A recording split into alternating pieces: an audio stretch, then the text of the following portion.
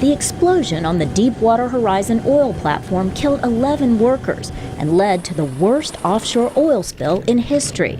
The commission wants to know what caused the disaster and how better to respond to similar catastrophes. Commission members scoffed at the initial low estimates of how much oil was leaking daily from the well.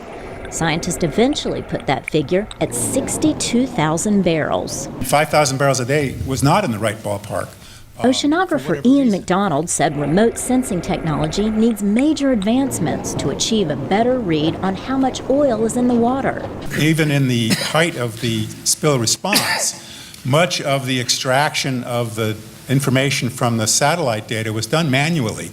In other words, there were people sitting in a room looking at satellite images and manually tracing around them.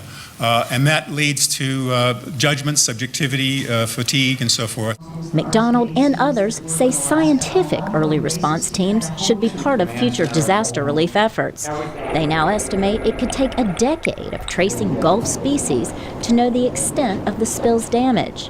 BP executive Doug Suttles faced committee criticism on a range of issues, including questions on whether the company overestimated its ability to handle a massive oil spill when it applied for its drilling permit in 2009.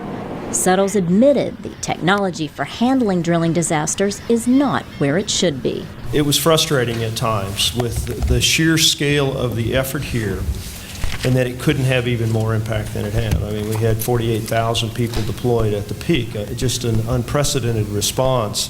But some of the tools and techniques available to us were the same ones available 20 years ago. Suttles said government should help in this effort and suggested the industry has much to learn from countries where spill cleanup technology is more evolved. When we needed the very best equipment, very best equipment in spill response, we went to Norway. The panel heard from Gulf Coast leaders, including Billy Nungesser, the president of a Louisiana parish or district. Nungesser criticized the federal effort to clean up local marshes. He said spilled oil is still there. This day, Plaquemines Parish, which has more coastline, more oil in the marsh than any other parish or any other area, has yet to receive its first foot of ocean boom. The commission also examined the controversial use of chemical dispersants that help to dissipate oil slicks. Scientists say not much is known about the long-term effect of dispersants, but available data suggests their use does more harm than good.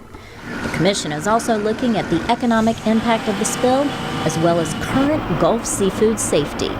Laurel, Bowman, VOA News, Washington.